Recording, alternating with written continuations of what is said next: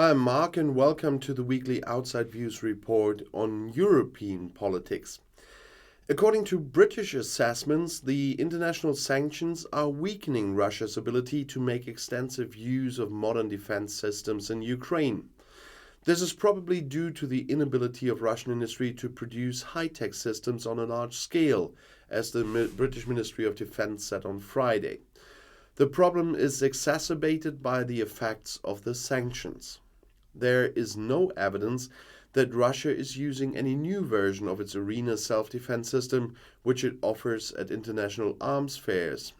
And they're not using it in Ukraine, they say in London, citing intelligence findings. The Russian troops had already lost more than 5,000 armored vehicles during the war. The British Ministry of Defense has published daily updates on the course of the war since the start of Russia's war of aggression against Ukraine, citing intelligence information. In doing so, the British want to both counter the Russian propaganda and keep allies in line. Moscow accuses London, of course, of a disinformation campaign. The Russian Foreign Ministry has accused the West of sabotaging the grain deal signed with Ukraine last year. Moscow will be prevented from fulfilling its obligations under the agreement, is what the ministry said in a statement released on Thursday. We have to realize that the package of deals proposed by UN Secretary General Guterres and signed in Istanbul on July 22nd is not working, they said. One of the reasons for the upset was the ongoing blockade by Kiev of the ammonia pipeline between Tolyatti in Russia and the Ukrainian port of Odessa. According to the agreements, ammonia handling should have started at the same time as Ukrainian food exports.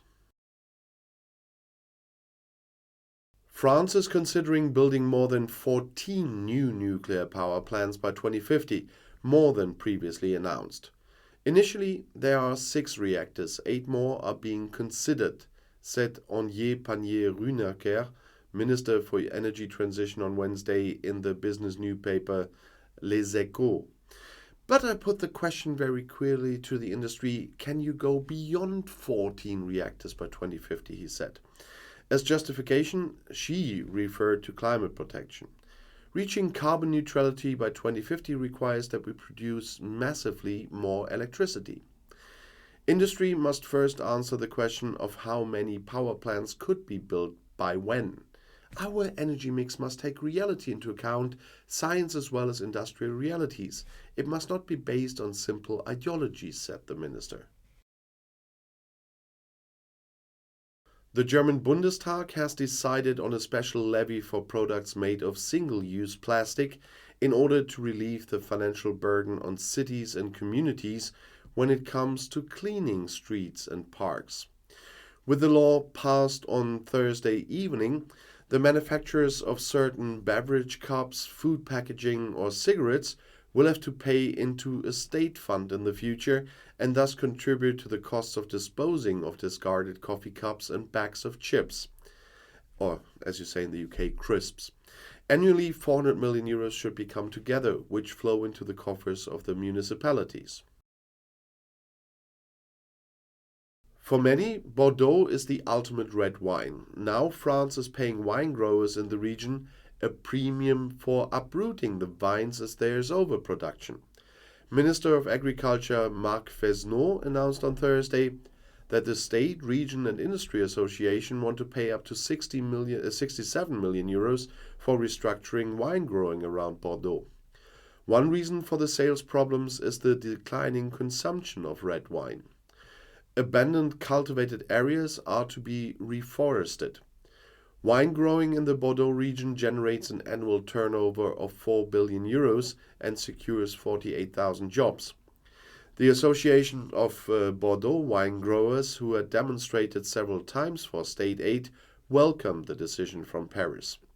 The set-aside premiums made it possible to end wine growing on 9,500 hectares.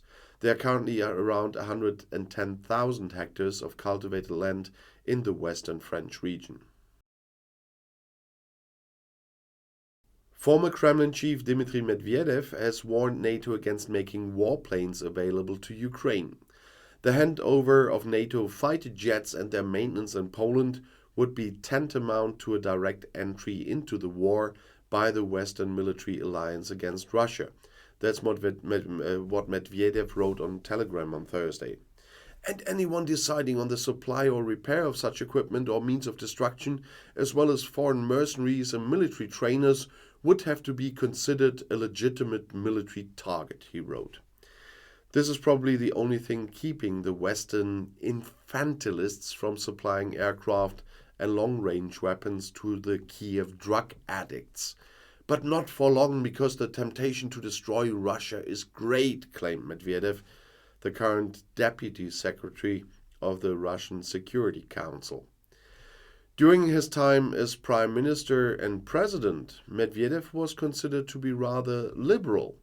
In the ongoing war, he is acting as an absolute hardliner and, according to observers, is trying to underpin his position in the Russian power apparatus with excessively harsh statements, as you just heard. For security reasons, the Latvian Ministry of Foreign Affairs has banned the use of the Chinese short video platform TikTok on company cell phones and other official devices. This would be a preventive measure recommended by the ministry's internal security service, as a spokeswoman told Latvian radio in Riga on Thursday. Foreign Minister Edgars Rinkēvičs had previously announced that he had withdrawn from the short video platform from the Chinese ByteDance group. I deleted my TikTok account for security reasons, he wrote on Twitter, referring to his company's internal regulations or his ministries. According to a report by the Leopard agency, other Latvian ministries are planning similar regulations. Poland plans to deliver more Leopard 2 main battle tanks to Ukraine shortly. The promised tanks will be delivered within a few weeks, said government spokesman Piotr Müller on Thursday after a report by the PAP news agency. He did not give any details about the date, though. As part of an international coalition, Poland wants to hand over a total of 14 Leopard A2s to its neighboring country. The first 4 tanks of this type were handed over to Ukraine last week, on the first anniversary of the start of Russia's war of aggression. Prime Minister Mateusz Morawiecki also announced the delivery of 60 PT-91 main battle tanks, a Polish development of the Soviet T-72 tank. Working with US troops, a British frigate in the Middle East has seized an illegal shipment of Iranian arms. The HMS Lancaster stopped a small boat from Iran in the Gulf of Oman with the help of US reconnaissance officers and discovered Iranian versions of Russian 9M133 Kornet anti-tank missiles and components for medium-range missiles there. That's what the US Navy said in Manama on Thursday. The weapons were believed to be shipped to Yemen, where Iran-backed Houthi Shia rebels are fighting the government and a military coalition led by Saudi Arabia. The event took place on February 23rd. Vice Admiral Brett Cooper said it was the 7th time in 3 months that large quantities of illegal weapons or drugs had been found. The path from Finland to NATO is clear, at least from the Finnish side. Parliament in Helsinki on Wednesday voted by a large majority in favor of a government proposal on legislation needed for the country's entry into the Western Defence Alliance.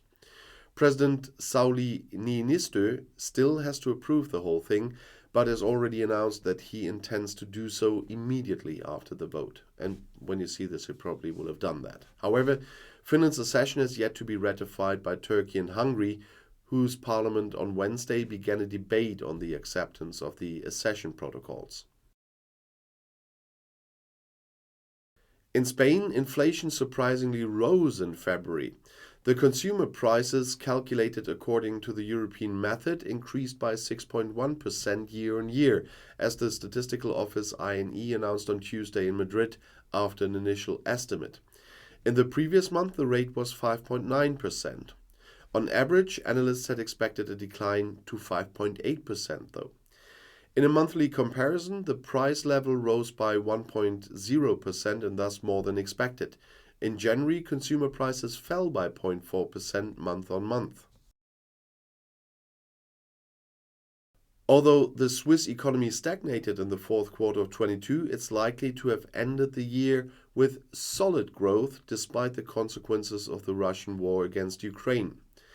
The State Secretariat for Economic Affairs presented an initial estimate on Tuesday. Accordingly, the economy grew by 2.1%. In 21 it was still 4.2%, partly because of the catch-up effects after the first corona year. A year after the start of the Ukraine war, the Dutch have already donated around 183 million euros for war victims. The 11 aid organizations involved announced on Tuesday in The Hague that more than 2.8 million people had already been helped. The fundraising campaign with a special account Giro 555 started a year ago. Around 82 million euros have been spent so far, mainly for acute emergency aid such as food, drinking water, stoves, sleeping bags and tents. Donations would now also be used for the reconstruction of houses and schools. In France, inflation surprisingly reached a record high in February. The consumer prices, calculated according to the European method, increased by 7.2% year-on-year, as the statistics office INSEE announced on Tuesday in Paris after an initial estimate. This is the highest annual rate since the introduction of the euro. At the beginning of the year, the rate had risen to 7%. Analysts had not expected any change for February. In a monthly comparison, the price development in the second largest economy in the Eurozone increased significantly. As INSEE further announced, consumer prices in February were 1% higher than in January. At the start of the year, prices were up just 0.4% month-on-month. INSEE justified the higher inflation with significantly increasing prices for food and services. Russian President Vladimir Putin has called on the domestic secret service FSB to intensify counter-espionage against Western secret services. These would have expanded their work against Russia, which is why counterintelligence must also be stepped up. That's what Putin said on Tuesday in a speech to FSB officers broadcast on state television. High inflation in Turkey continues to decline. In February, consumer prices rose by 55.2% compared to the same month last year, according to the National Statistical Office in Ankara on Friday. That was slightly below the expectations of bank economists, who had expected a rate of 55.5% on average. In the previous month, inflation was 57.7%. Last year, it had even risen to around 85%. Since then, inflation has tended to decline, but more slowly of late. The high inflation has several causes. The ongoing weakness of the local currency, the lira, is largely homemade, which experts attribute primarily to the loose monetary policy of the Turkish Central Bank. And this concludes this week's video on European politics. I'll see you in my next video. I'll be back.